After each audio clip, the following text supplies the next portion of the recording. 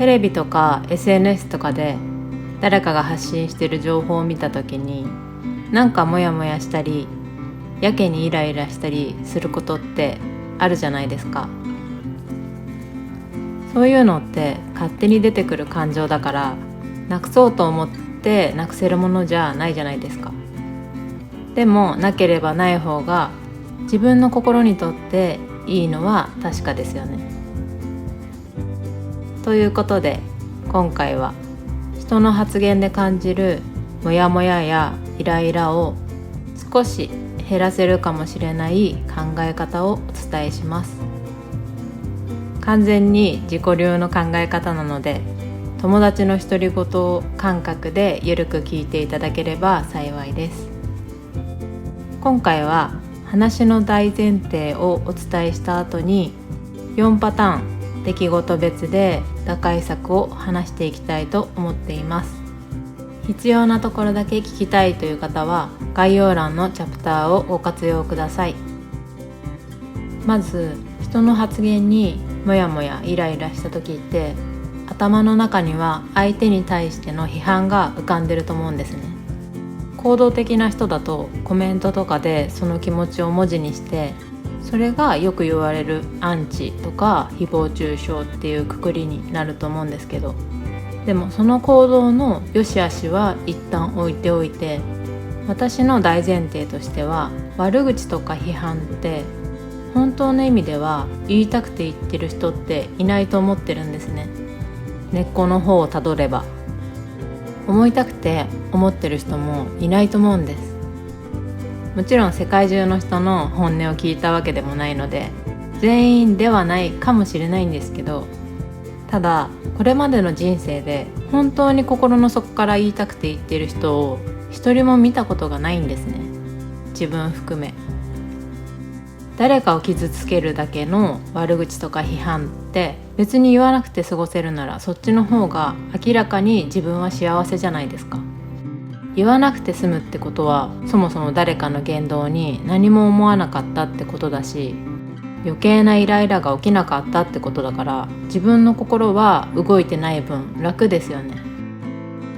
身近な人間関係で言ったら子供に怒りすぎてしまうとか友達や恋人につい当たってしまったとか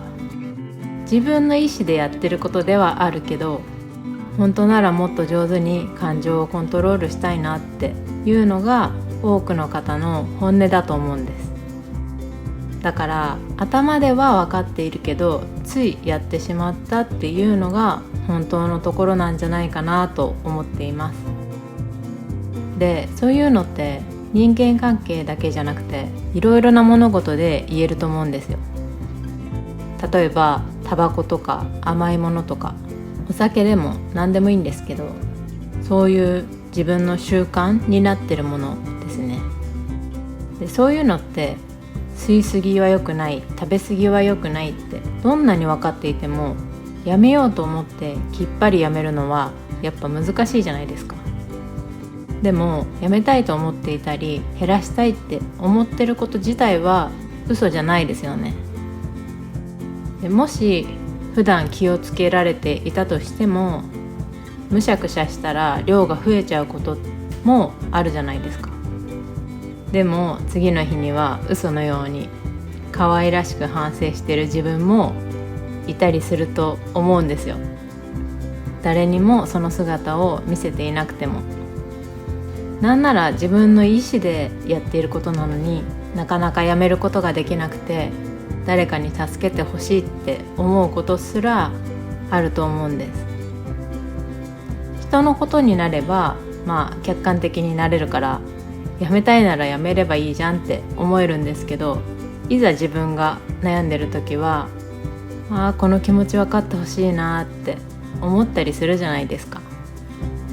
だから実際はそういう世間的に悪いって言われる物事もそうだし、他人への悪口とか批判もやめられるならやめたいっていうのが多くの人の本音ではないかなっていうのが私の考えの大前提です。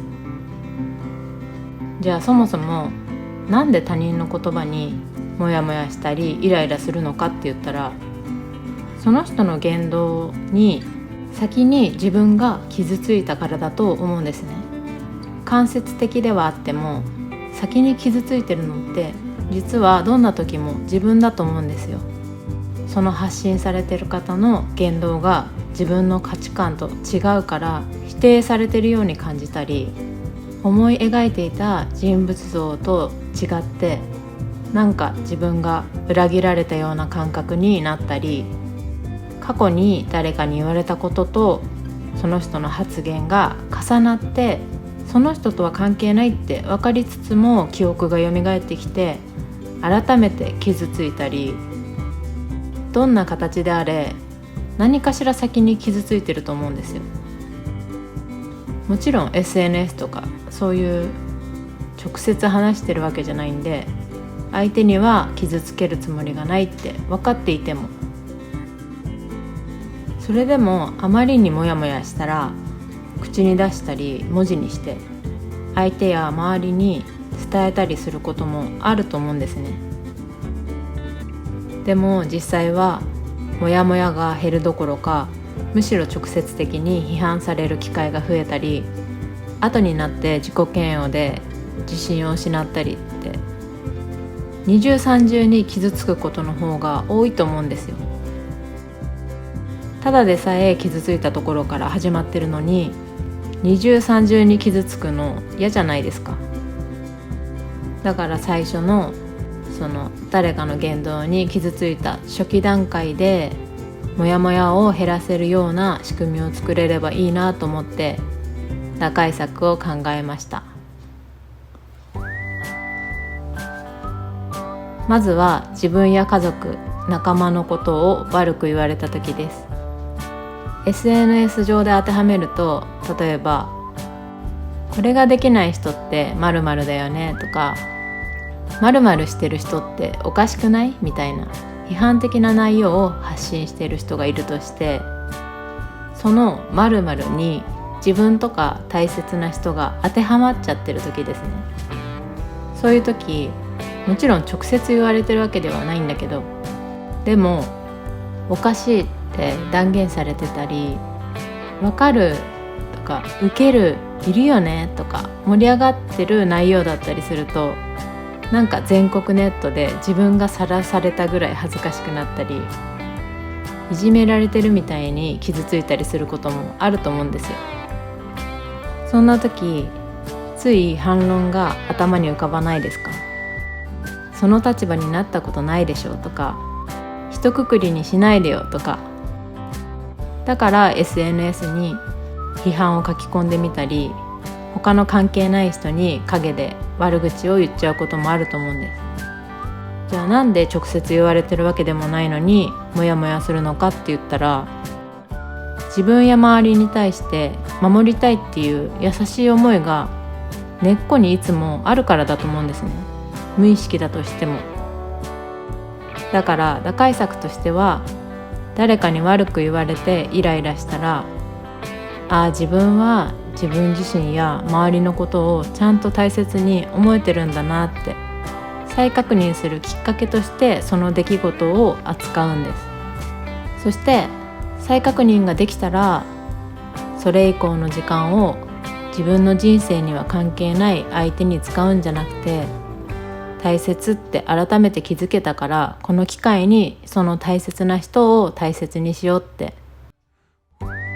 その大切な人とか物事に自分の時間を使うんです。根っこにある思いに従って。毎回はできなくても、そんな感じで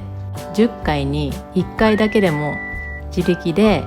軌道修正をすることができたら、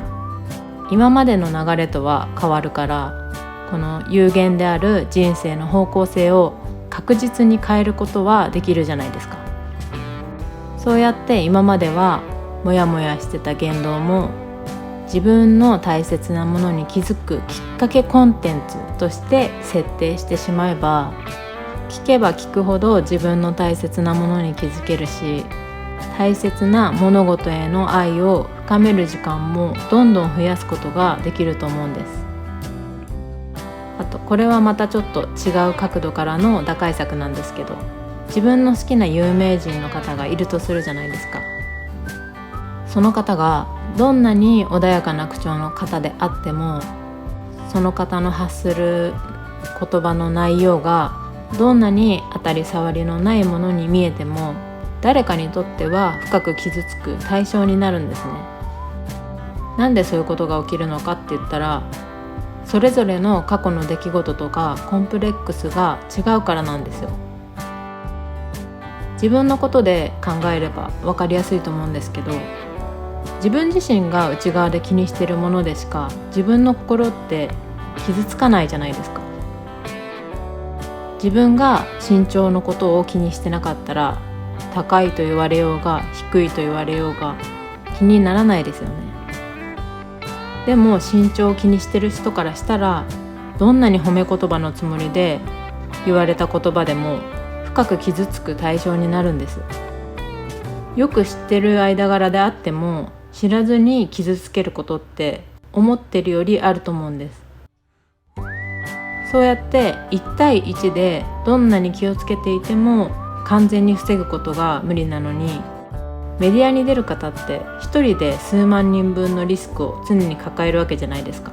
しかも全く知らない人が相手だから、何をどう頑張っても誰かの心は必ず傷つけるんですよ。でもそれを言っていたら何にも提供できない番組になってしまうから、それぞれの役目を果たしてるんだと思うんですね。で、話を戻すんですけど、その自分の好きな有名人の方がどんなに万人に好かれてそうな雰囲気でも、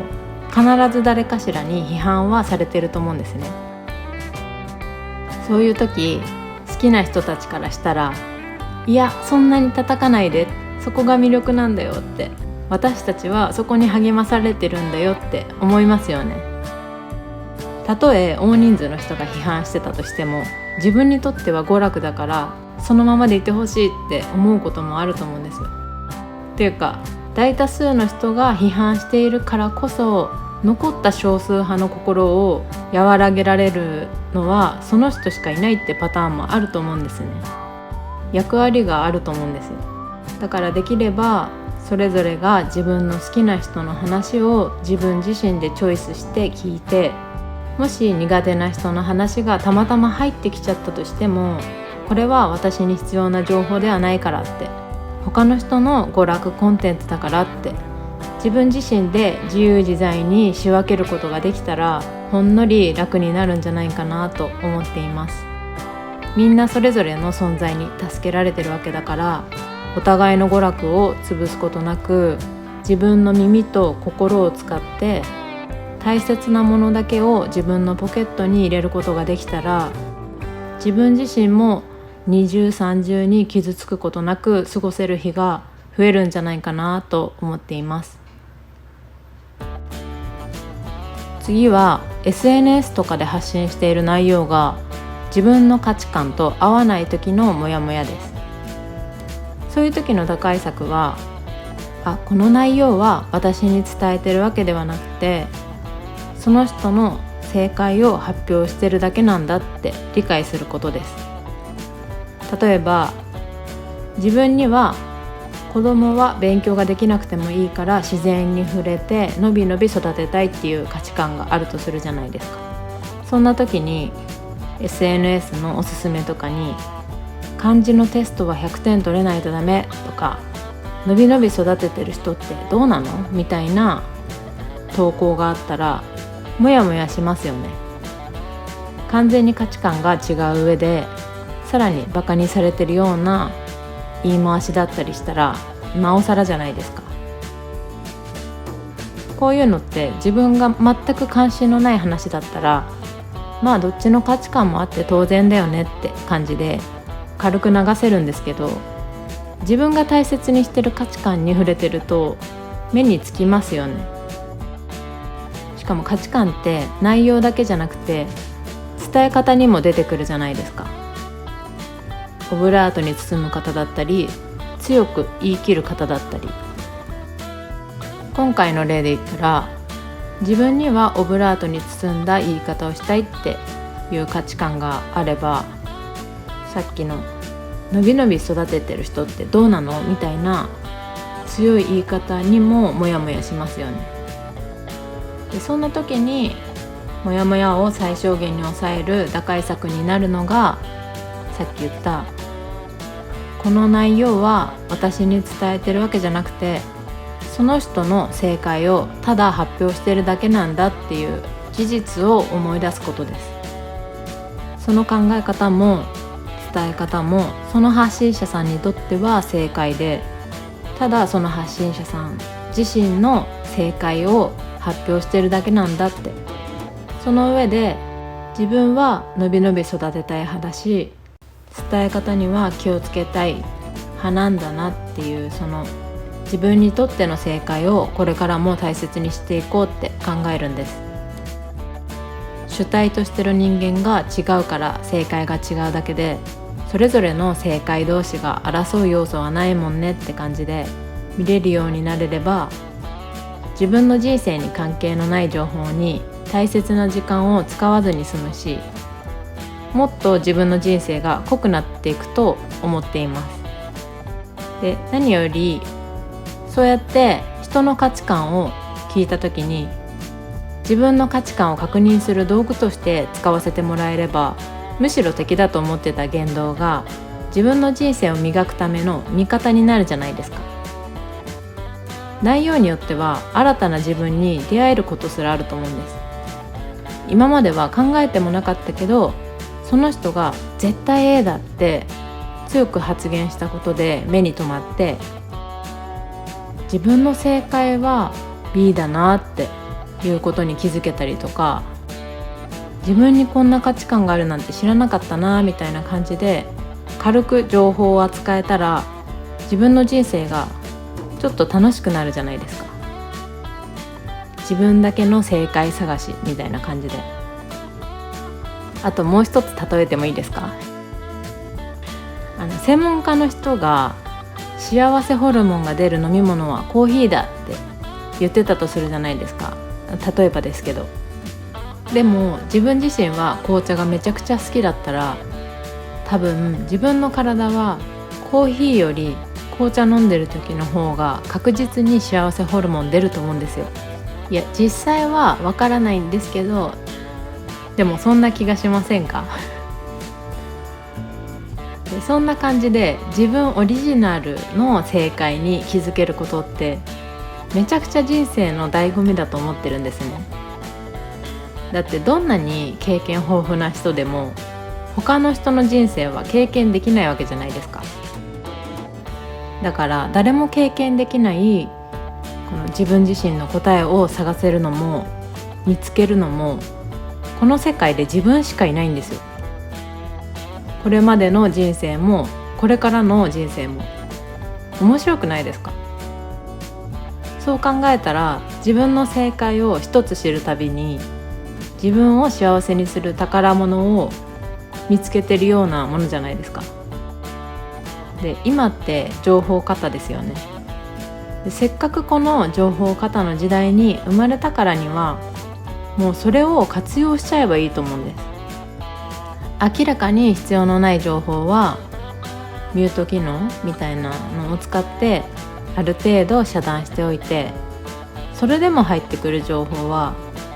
自分の人生を彩るために活用できたらもう無敵じゃないですか。これからもどれだけ情報を遮断したとしても、どんどん新しい時代になって新しい価値観が増えていくわけだから、ぼーっとしてたら情報に埋もれてっちゃうと思うんですよ。自分自身がこれがいいとかこれが悪い、これがいいって今までは言われてきたけど真実はこれだったとか、いや本当の真実は真逆だったって、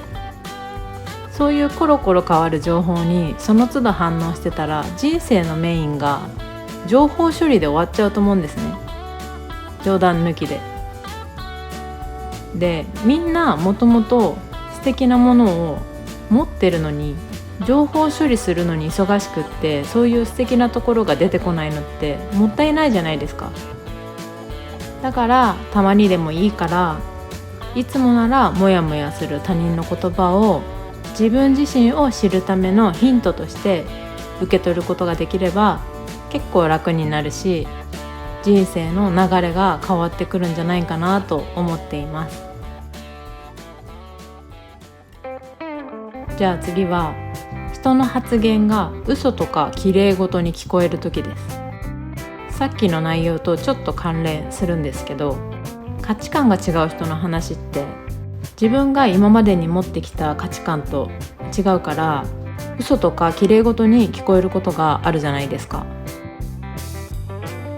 思うだけなら別にいいと思うんですけど、文字にしたりして批判したくなるほど強い嫌悪感を感じた時は、その発信の話し相手は自分ではないんだなっていうことに気づければちょっと楽になれると思います。商品が絡んだ発信で考えると分かりやすいんですけど、どの商品にもマーケティングがあって売りたいターゲットがいるわけじゃないですか。こういう悩みを持った20代の女性向けとか、かっこよく年を取りたい30代の男性向けとか、実際はもっと細かいと思うんですけど、ほとんどの商品には売りたい層がありますよね。化粧品であれば、例えばある発信者さんがこの化粧品を使ったら本当に毛穴がなくなったよって紹介してたとするじゃないですか。でももし自分も使ったことがあって全然効果ないっていうことを知ってるものだったら、その言葉は嘘に聞こえるから批判したくなると思うんですね。いや、毛穴なくならないからって、売りたいがために騙そうとしてるのかなって不信感持ったりすると思うんですね。でも実際はどの化粧品もそれぞれの肌質とか生活習慣とか使う環境とか何を組み合わせてるかとか湿度を整えてるかとか、それによっても大きく変わっちゃうじゃないですか。でもなんでその発信者さんが強くおすすめするのかって言ったら、伝えたいターゲットがいるからなんですよ。自分の使用感をはっきりと言うことで似た肌質の人に伝えたいとか、明らかに偽物の販売とかで犯罪案件とかだったらそれは警察にお任せすればいいと思うんですけど、一般的な発信のやつで批判したくなる内容だなって感じるときは、批判したくなる時点でもう自分自身は自分には合わないっていうことをちゃんと分かってるじゃないですか。だから本当はもう話は完結してるんですね。これは私に必要な情報ではないって無意識に仕分けられてるんですよ。もうだからその後はもう簡単で、自分の人生に関係ないって分かってる情報に時間を使う必要はなくて、自分の肌に合う新たな化粧品を見つける時間に当てれば、元々の目的である綺麗な肌になりたいっていう夢には確実に近づけるじゃないですか。今は化粧品で例えたんですけど、商品じゃなくってもそれぞれの発信者さんも何かを発信してる時点で伝えたい人物像が必ずいると思うんですね。背の低い方向けにコーディネートのコツを教えて、おしゃれをもっと楽しんでほしいとか、持病の痛みが良くなったから同じ病気の方に事例を伝えて励ましたいとか、その情報がみんなに当てはまることはなくても嘘ではないし、自分の経験上ではありえない情報だったとしても、その発信者さんが本当に経験したことならそれは綺麗事ではないじゃないですか。だからどんな発信とかどんな発言であってもモヤモヤするほど嘘や綺麗事に聞こえた時点で、これは自分が話し相手ではないんだなって気づくことができたら、これは他の人に喋ってるんだなってすぐに切り替えられるじゃないですか。で、その早く気づけた分、その後の時間は自分を話し相手としてる情報を探すことに使えるから、結果的に早めに有益な情報を見つけることもできると思うんですね。そうやってたまにでもいいからそういう流れで過ごすことができたら、幸せになるスピードとか目的を果たすスピードがちょっと速くなるんじゃないかなと思っています。一方で価値観が違うっていうよりは、理想の価値観をすでに持ってる人の言動にモヤモヤする場合もありますよね。自分の欲しいものとか環境を簡単に手にしているように見える人とかの言動です。そういう方の言動は似た価値観だからこそ目に留まるんだけど、自分がまだ手にしてないからどうしても自慢に感じたり、自分の状況を間接的に否定されているような感覚になったりすると思うんですよ。で、そういう時のモヤモヤの減らし方はある意味簡単で、その人の生活をめちゃくちゃリアルに想像するんです。もしその人に慣れたとして、その人の持っているものや生活環境が本当に欲しいかを極限までリアルに考えるんです。で、多分なんですけど、本当にリアルに考えたら実はそんなに欲しくないもの多いと思うんですよ。例えば見た目が綺麗で、さらに素敵なお家で楽しそうに毎日を送っていることが分かるような発信をされている方だとするじゃないですか。自分もそんな暮らしがしたいからこそ、その方の一個一個の言動にモヤモヤしてるとして、そういう時はまず発信されている内容のことを、その投稿しているキラキラした写真ではなくて、何の加工もされてない日常の映像をリアルに想像するんです。見た目とか環境はその方だけど、中身は完全に今の自分で想像するんです。まずその方に素敵なパートナーとか仲間がいるとするじゃないですか。で、皆さん素敵は素敵だと思うんですね。でも多分自分の好みではないと思うんですよ。で、そうなったら、もしその人になれても本当の意味で楽しい毎日は送れないと思うんですね。もうその時点で SNS で見てたパートナーとか仲間との幸せそうな生活は、自分にとってはただのしんどい日々になるじゃないですか。どんなに素敵なお家に住んでたって、素敵なレストランで食事をしていたって、自分の気の合う人とか好きな人たちと入れないなら、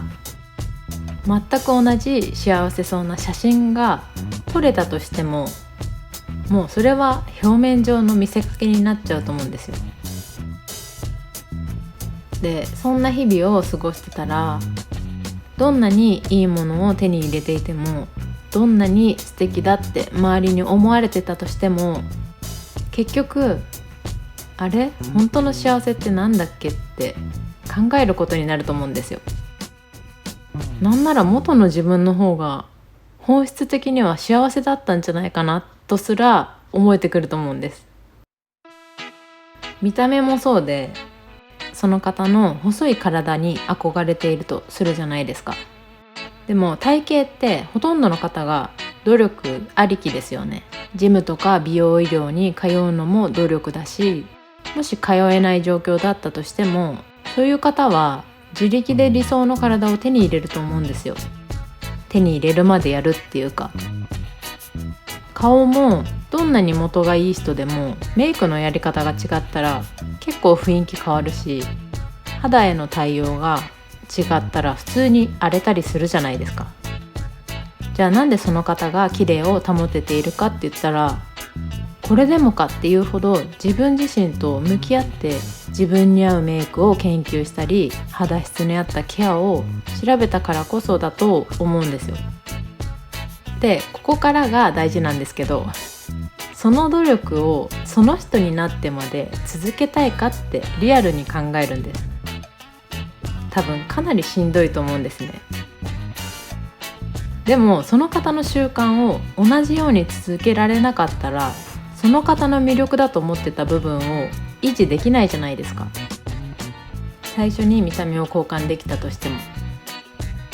で、ここでリアルに想像しても全然しんどくないっていう人は、多分もう今の自分の段階で行動してるから言えるんだと思うんですね。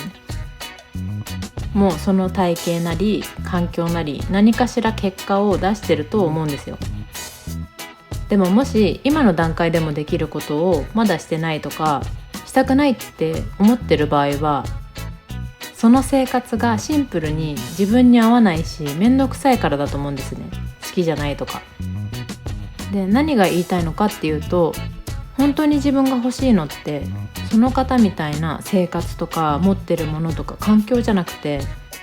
その方みたいに自分自身の理想に向かって動く力だと思うんですよ。もしその何でも手に入れてるように見えるその発信者の方が本当に心から幸せなのであれば、それは間違いなく自分と向き合ってきた方だと思うんですね。他の方にモヤモヤする時間があったとしても、その時間をそのままにせずに自分と向き合う時間にして自分の人生を微調整してきた人だと思うんですよ。自分自身と向き合わない限り、自分が何に幸せを感じるのかも誰にもわからないし、自分でそういう考えたことを行動に移せるのは自分の体しかないわけだから、結局誰でも自分を本当に幸せにできるのは自分しかいないじゃないですか。だからもしこれからもその発信者さんの SNS を見るんだとすれば、見るところはその方の見た目とか環境じゃなくって、その方の自分自身との向き合い方、どういう努力を続けてその見た目や環境を維持してるのか、どういう思いで発信してるのか、自分にはそこまでの努力ができるのか、そもそもしたいのか、その仲間たちとその表情でその写真を撮ってその発言をしたいのか、そこまで考えてもやっぱり自分もそうなりたいって思うのであれば、どうせならその方の SNS を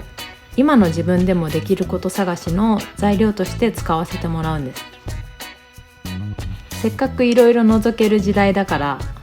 それを自分のために使わせてもらうんです。そしたら SNS の見方もその方への見方も変わるから、もやもやすることが少し減るかもしれないし、自分一人だけでああなりたいこうなりたいって想像だけしていた時より、具体的な例が見れる分行動の選択肢も増えるじゃないですか。あ、そういうやり方もあるんだとか、なるほどこういう努力をしてるんだ、これだったら今からでもできるなとか、こういう考え方だから自分に合う人が集まってくるんだなとか、そうやって SNS と付き合っていければ、他の方の発信を見る娯楽はそのままで、自分自身の人生も動かせるから一石二鳥かなと思っています。じゃあ最後に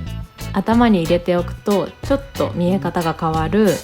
衝撃的かつ大切なことをお伝えして終わりたいと思います。以前の動画でも言ったことある内容なんですけど、本当に大切だと思ってるのでここでも言わせていただきます。まずさっき話してたその幸せそうな発信をされてる方いるじゃないですか。多分その方、今のこの自分と入れ替わっても変わらず理想を追いかけて幸せそうに SNS を発信する人になる確率が高いと思うんですよ。見た目とか最初の持ってるものが違くても、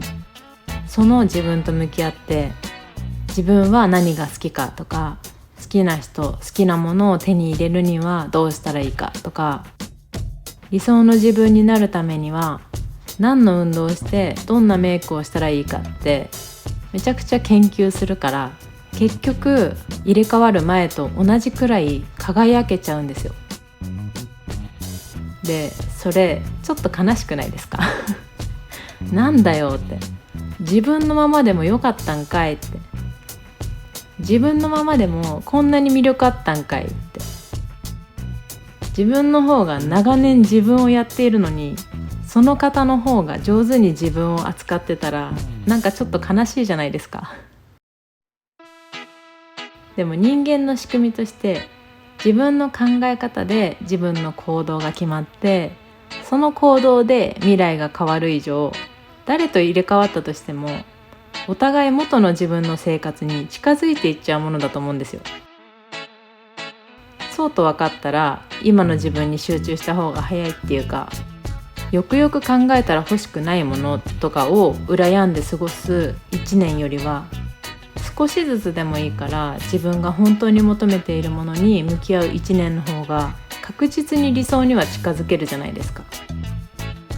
ゆっくりに感じたとしても着実に進められることを考えたら、本当はそれが何よりもの最短ルートなんじゃないかなと思っています。こんな感じで今回も独特な考え方だったかもしれないんですけど、この一人間のゆるい打開策で誰かのモヤモヤを1ミリでも減らすことができたら幸いです。最後までご視聴いただきありがとうございました。